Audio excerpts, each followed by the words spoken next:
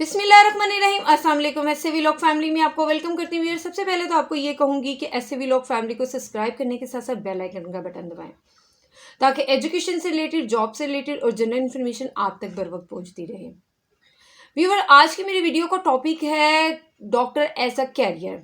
बहुत से लोगों के दिलों में ये ख्याल है कि डॉक्टर बनने के बाद आप बिल्कुल आसमान की बुलंदियों पर पहुंच जाते हैं, और कुछ लोगों का ख्याल है कि अब डॉक्टर बनने का कोई फ़ायदा नहीं है क्योंकि पाकिस्तान में इसका कोई स्कोप नहीं है। तो ये दोनों लोग जो दोनों किस्म के लोग जो हैं, जो इस पे डिस्कशन कर रहे हैं, दोनों ही गलत है। ऐसा भी बिल्कुल नहीं है कि आप एमबीबीएस कर लिया, आपने हाउस जॉब कर लिया, आप एक डॉक्टर बन गए हैं तो इसके बाद सारी दुनिया आपके पैरों के नीचे है और आप बहुत ज़्यादा आगे निकल जाते हैं। और ऐसा भी बिल्कुल नहीं है कि एमबीबीएस करने के बाद आप की डिग्री वेस्ट हो जाती है और आप के पास कोई अपॉर्चुनिटी ही नहीं है कुछ काम करने की। तो ये दोनों इंतहाई सूरतें हैं, दोनों में से कोई भी बात दुरुस्त नहीं है। हाँ, ये बात बिल्कुल दुरुस्त है कि अब पाकिस्तान में जो है डॉक्टर्स को उतनी जॉब अवेलेबल नहीं है गवर्नमेंट लेवल पर। लेकिन इसका मतलब ये नहीं है कि इसके पास करियर अपॉर्चुनिटीज़ हैं ही नहीं है। आज की इस वीडियो में हम डिटेल से शेयर करने वाले हैं कि एक एमबीबीएस डॉक्टर का क्या करियर है, क्या अपॉर्चुनिटी है और कौन सी ऐसी फील्ड्स या डिपार्टमेंट हैं जिसमें वो एज अ डॉक्टर काम कर सकते हैं और आगे बढ़ सकते हैं।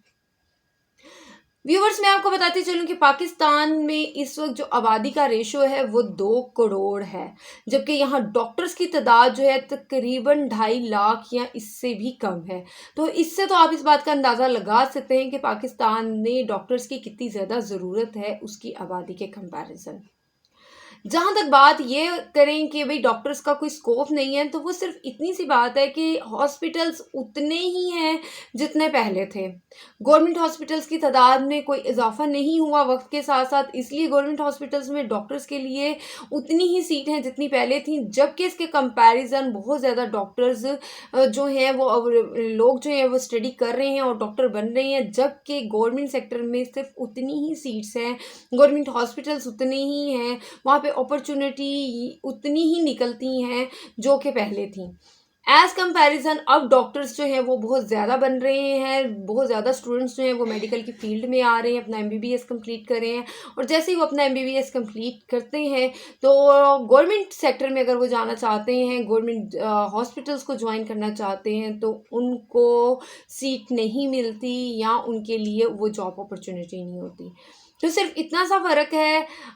ये बात है जिसकी वजह से बहुत से लोग कहते हैं कि भाई अब तो डॉक्टर का क्या स्कोप है, अब डॉक्टर बनने का क्या फ़ायदा है, अब तो कोई जॉब नहीं मिलती। तो ऐसा बिल्कुल नहीं है। अगर हम इसको कंपैरिजन करते हैं दूसरे फील्ड्स के साथ, जैसे कि सीएसएस जो पाकिस्तान में टॉप समझा जाता है, जिसमें बहुत सारे स्टूडेंट्स जो अप्लाई करते हैं, इसके एग्ज़ाम्स अटैम्प्ट करते हैं, तो मैं आपको बताती चलूँ कि एक टफ़ कंपटीशन होता है, एक वो, और इसमें पास होने की रेशो बहुत कम होती है। और अगर आप पास हो भी जाते हैं और आपका मेरिट कम होता है, आपके मार्क्स कम होते हैं, तो भी जॉब्स बहुत ज़्यादा सिलेक्टिव होती हैं जिन पर आपको जो है अपॉइंट किया जाता है। तो ऐसा नहीं है कि आप सीएसएस कर लें तो आपके पास बहुत ज़्यादा रेशो है। अगर एज़ कंपैरेटिवली हम डॉक्टर्स के देखें, अगर हम इसको इंजीनियर की फील्ड के साथ करें तो भी एक इंजीनियर है, जॉब्स उतनी ही हैं जितनी होती हैं, और इंजीनियर्स बनने की स्टूडेंट्स की तादाद बहुत ज़्यादा हो गई है। इस तरह अगर हम एडवोकेट्स की बात करें, लॉयर्स की बात करें, तो हर तरफ ही ये हाल है। इनके कंपैरिजन डॉक्टर्स को बहुत ज़्यादा फ़ायदा है, क्योंकि एक जो एडवोकेट है वो अलग से अपनी उसने वहीं अदालत में ही काम करना है, कचहरी में ही काम करना है। अगर उसको नहीं मिला तो वो अलग से अपनी कोई हाई कोर्ट नहीं बना सकता, कोई प्रैक्टिस नहीं कर सकता। इसी तरह अगर आप एक इंजीनियर की बात करें तो एक इंजीनियर को भी एक कंपनी की ज़रूरत है, गवर्नमेंट या प्राइवेट सेक्टर में काम करने की ज़रूरत है। अगर उसको जॉब नहीं मिलती तो वो अपनी डिग्री के साथ कुछ भी जो है उसको फ़ायदा नहीं होगा। इसी तरह अगर हम सीएसएस की बात करें कि स्टूडेंट ने सीएसएस कर लिया लेकिन उसको जॉब नहीं मिली, तो वो उसकी सीएसएस की डिग्री उसको उतना बेनिफिट नहीं देगी, उसके पास कोई जॉब नहीं होगी। इन सब के कंपैरिजन अगर एक डॉक्टर को जॉब नहीं भी मिलती किसी गवर्नमेंट या प्राइवेट सेक्टर में, तो वो अपनी प्राइवेट प्रैक्टिस कर सकता है। अपनी प्राइवेट प्रैक्टिस करने के लिए उसको क्या चाहिए? सिंपली एक स्टेथोस्कोप चाहिए, एक बीपी ऑपरेटर्स चाहिए, एक टेबल चाहिए। अगर वो एक छोटे से सेटअप से शुरू करता है, मेहनत करता है और अपना सेटअप बेहतर करता जाता है, आगे बढ़ता जाता है, तो उसके पास एटलीस्ट ऑप्शन है कि वो अपनी प्राइवेट प्रैक्टिस कर सकता है। इसके अलावा भी बहुत सारी अपॉर्चुनिटीज़ हैं डॉक्टर्स के पास। एमबीबीएस करने वाला स्टूडेंट कभी भी पीछे नहीं रह सकता। अगर उसकी प्रैक्टिस अच्छी है, अगर वो मेहनत कर रहा है और लगातार मेहनत कर रहा है, तो कोई शक नहीं कि वो बहुत ज़्यादा आगे जा सकता है। अब उसके पास क्या ऑप्शन है? एक तो मैंने आपके साथ शेयर कर ली कि वो डॉक्टर बन गया, और अगर उसको गवर्नमेंट या प्राइवेट सेक्टर में जॉब नहीं मिल रही तो वो अपनी पर्सनल प्रैक्टिस कर सकता है। अब बहुत ज़्यादा रुझान है अपने क्लिनिक का, अपने हॉस्पिटल्स का। अब इसमें एक चीज़ और ऐड हो गई है कि बहुत सारे डॉक्टर्स जो प्राइवेट प्रैक्टिस करते हैं, उनके क्लिनिक में ही उनका मेडिकल स्टोर होता है, वहीं पर उनकी मेडिकल लैब भी होती है, या उन्होंने किसी से जो है किसी के साथ मिलके ये काम किया होता है, और कमीशन पे उनको लैब के पैसे भी मिल रहे होते हैं और फार्मेसी से भी उन्हें पैसे मिल रहे होते हैं, और बाज़ लोगों की अपनी ही फार्मेसी होती है। तो इस तरह वो साथ साथ तो अपनी प्रैक्टिस कर रहे होते हैं, लेकिन उन्हें मेडिकल लैब और फार्मेसी का भी बेनिफिट हो रहा होता है। तो ये आपके लिए बहुत ज़्यादा अपॉर्चुनिटी है, क्योंकि ये ट्रेंड बहुत ज़्यादा पाकिस्तान में शुरू हो गया है कि हर डॉक्टर जो प्राइवेट प्रैक्टिस कर रहा है उसकी फार्मेसी भी अपनी है और उसकी अपनी ही क्लिनिक में उसकी मेडिकल लैब भी है।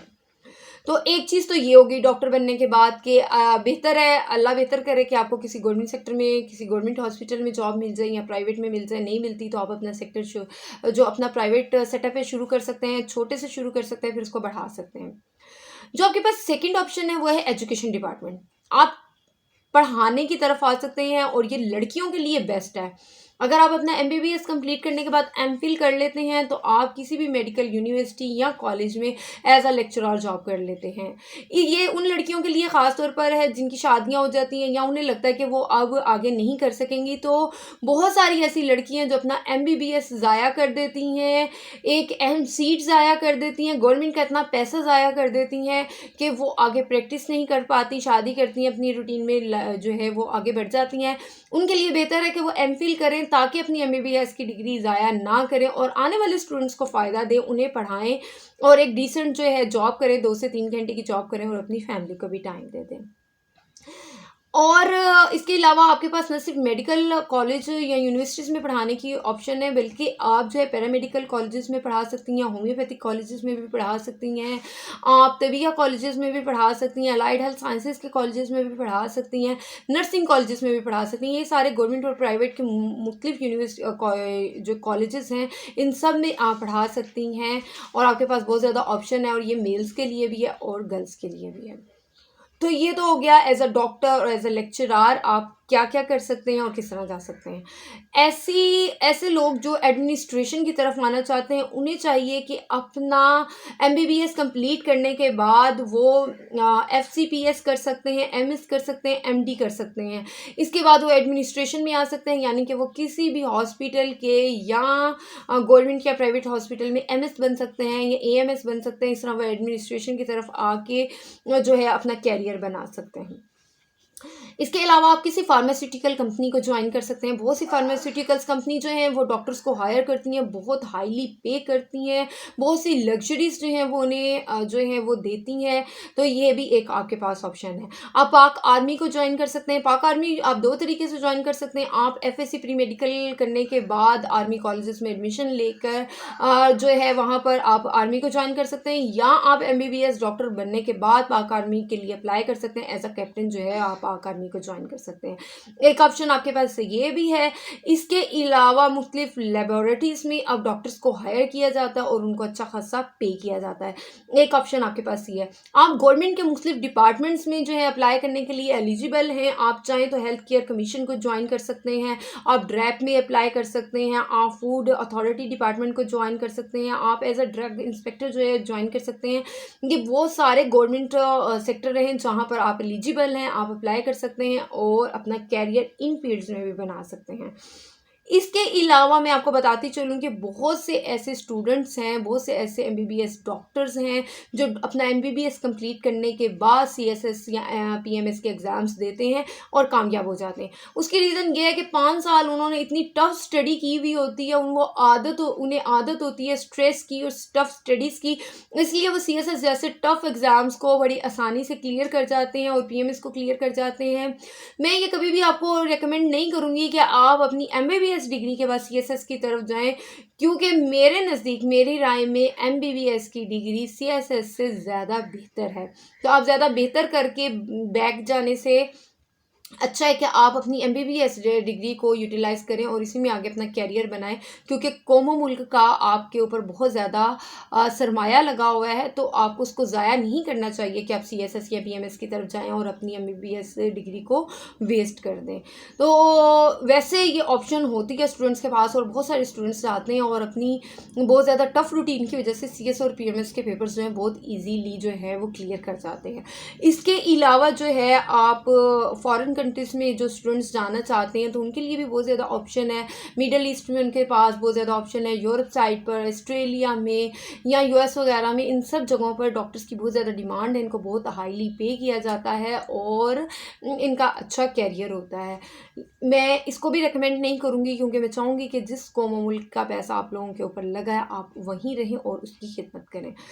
इसके साथ-साथ अब एक रुझान है, जब आप प्राइवेट प्रैक्टिस कर रहे होते हैं, आप जो मेडिसिन आप लिख रहे होते हैं, तो बहुत सारी जो फार्मा इंडस्ट्री है, जो फार्मास्यूटिकल्स कंपनीज़ हैं, जब आप उनकी रिकमेंड की हुई मेडिसिन्स लिखते हैं, तो वो भी आपको बहुत ज़्यादा फैसिलिटेट करती हैं, बहुत सी लग्ज़रीज़ जो हैं वो आपको ऑफ़र करती हैं, आपका क्लिनिक के सेटअप पे पैसे लगा देती हैं, या आपके फॉरेन टूर्स जो हैं वो अरेंज कर देती हैं, वो एसी लगवा देती हैं, बहुत सारी डिफरेंट गिफ्टिंग होती है जो वो डॉक्टर्स को देते हैं और डॉक्टर को फैसिलिटेट करते हैं। तो ऐसा नहीं है कि आप डॉक्टर बन गए हैं और आपको एक गवर्नमेंट जॉब नहीं मिली तो आपके पास कोई करियर नहीं है, कोई अपॉर्चुनिटी नहीं है, ऐसा बिल्कुल नहीं है। आपके पास बहुत सारी अपॉर्चुनिटी है, क्योंकि मेडिकल की सबसे बड़ी, सबसे आला डिग्री है एमबीबीएस, प्रोफेशनल डिग्री है। तो ये कैसे हो सकता है कि इतनी लगातार मेहनत के बाद आपके पास कोई डिग्री आप लें और आपके पास उसका स्कोप ना हो।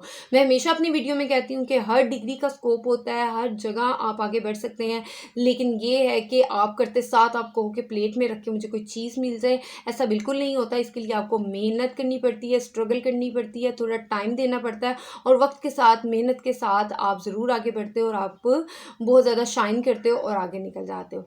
ये थी मेरी आज की वीडियो डॉक्टर्स के लिए, ऐसे डॉक्टर्स जो बनना चाहते हैं या बन रहे हैं या बन चुके हैं, तो उन सब के लिए मेरी वीडियो थी। उम्मीद है कि आप सबको ये वीडियो पसंद आई होगी। वीडियो पसंद आई है तो इसको लाइक करें, चैनल को सब्सक्राइब करें और मुझे अपनी दुआओं में याद रखें। अल्लाह हाफ़िज़।